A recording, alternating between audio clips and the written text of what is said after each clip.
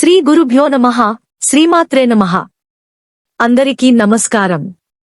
ఈ రోజు మనం ఈ వీడియోలో ఇంట్లో డబ్బు స్థిరంగా నిలవాలంటే ఖచ్చితంగా పాటించవలసిన నియమాలు తెలుసుకుందాం.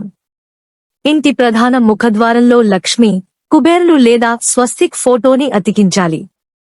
ఇలా చేయడం వల్ల ఇంట్లో డబ్బు ఎక్కడికి పోకుండా స్థిరంగా ఉంటుంది. మట్టితో చేసిన నీటి కూజాను ఇంట్లో పెట్టుకోవాలి. ఇంట్లో ఉత్తరం మూలలో పెట్టుకోవాలి. ఆ కూజ ఖచ్చితంగా మట్టితో చేసినదే ఉండాలి. మీరు సంపాదించిన డబ్బు మొత్తం ఇంట్లోనే ఉండటానికి ఇది సహాయపడుతుంది. కూజ లేదా మట్టికుండ ఇంట్లో పెట్టడమే కాదు, అందులో కంపల్సరీ నీటిని నింపాలి. ఖాళీ అయినా కూడా వెంటనే మళ్లీ నీళ్లు పట్టాలి. అలాగే కూజ లేదా కుండను తెరచి ఉంచకూడదు, మూత పెట్టుకోవాలి.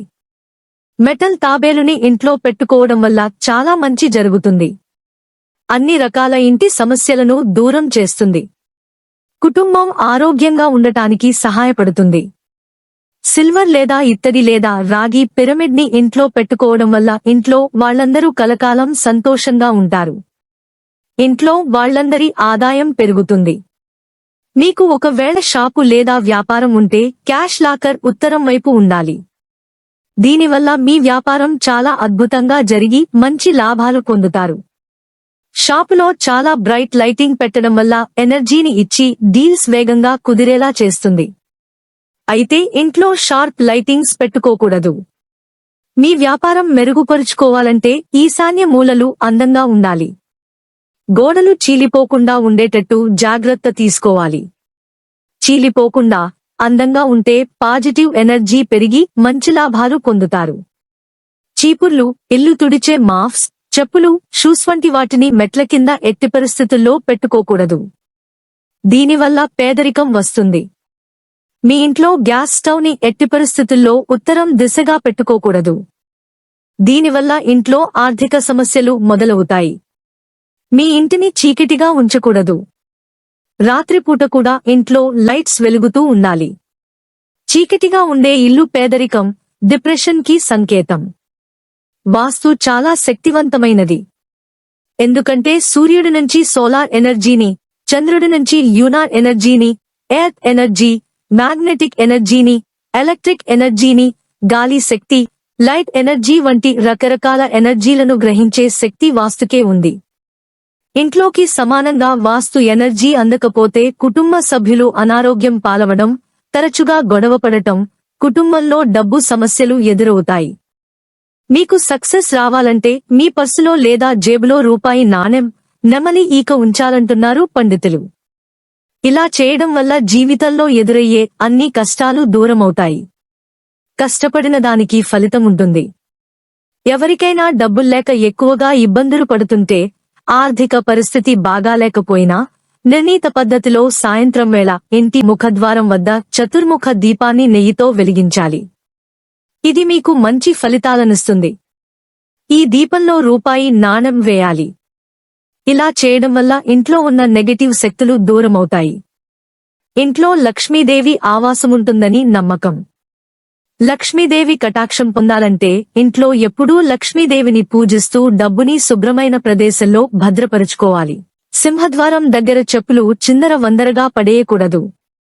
గడప లక్ష్మీస్వరూపం కనుక గడప తొక్కి ఇంట్లోకి రావడం, గడప మీద కాలు వేయడం, గడపకు అటు ఇటు చెరో కాలు వేసి నుంచోవడం వంటి పనులు చేయరాదు. పసుపు, కుంకుమ ఉన్న గడపలు లక్ష్మీదేవికి ఆహ్వానం పలుకుతాయి. అందువల్ల ప్రతి శుక్రవారం గడపకు పసుపు, కుంకుమతో అలంకరించాలి. ప్రధాన ద్వారం తలుపు మీద ఎర్రని కుంకుమతో స్వస్తిక్ గుర్తు వేసిన మంచిదే. శుచి, శుభ్రత ఉన్న ఇల్లు లక్ష్మీదేవికి ఆలవాలం. కనుక ఇంట్లోని పనికిరాని వస్తువులు, విరిగిపోయిన, చెడిపోయిన వస్తువులు ఎప్పటికప్పుడు బయట పారేయాలి. చెడిపోయిన గడియారాలు, విరిగిపోయిన అద్దాలు, చిరిగి వాడని వస్త్రాలు ఇంట్లో అస్సలు ఉండకూడదు. ముగ్గు వేసిన వాకిలి గుండా లక్ష్మీదేవి ఇంట్లోకి ప్రవేశిస్తుంది. అందుకే తెల్లవారే వాకిలి ఉడ్చి ముగ్గులు వేసుకోవాలి.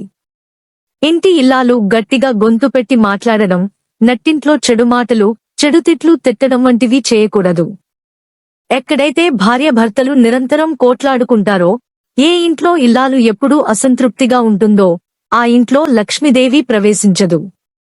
అబద్ధాలు చెప్పేవాళ్లు, ఇరు సంధ్యలలో నిద్రించేవారు, బద్ధకస్తులు ఎక్కడ ఉంటారో అక్కడ లక్ష్మీదేవి ఉండదు. ఇరు సంధ్యలలో దీపారాధన చేసే ఇంట్లో లక్ష్మీదేవి కొలువై ఉంటుంది. సాయం సంధ్యవేళల్లో సాంబ్రాణి ధూపం ఇంట్లో వేసిన మంచిదే. సత్యవాదులు, ధార్మిక, నైతిక ప్రవర్తన ఉన్నవారి పట్ల లక్ష్మీదేవి ప్రసన్నురాలై ఉంటుంది. వెండి, బంగారు వంటి లోహల్లో, రత్నాలు, ముత్యాలులో లక్ష్మీదేవి కొలువై ఉంటుంది.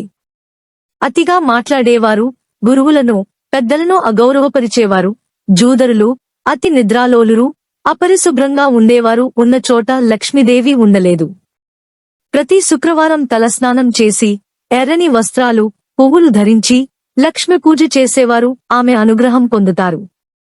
చిల్లర పైసలను, పువ్వులను, అన్నాన్ని నిర్లక్ష్యంగా పడేసేవారు ఆమె అనుగ్రహం పొందలేరు. లక్ష్మి అనుగ్రహం కోసం పాటించాల్సింది మన పెద్దలు చెప్పిన చక్కని మార్గదర్శకాలు మాత్రమే. మన పెద్దలు సూచించిన మార్గంలో నడిస్తే లక్ష్మి అనుగ్రహం కలిగి మీ ఇంట్లో లక్ష్మీదేవి స్థిరంగా నివాసముంటుంది. మా వీడియోస్ చూసినందుకు ధన్యవాదములు. దయచేసి మా ఛానల్ని లైక్ చేసి సబ్స్క్రైబ్ చేసుకుని మమ్మల్ని సపోర్ట్ చేయండి.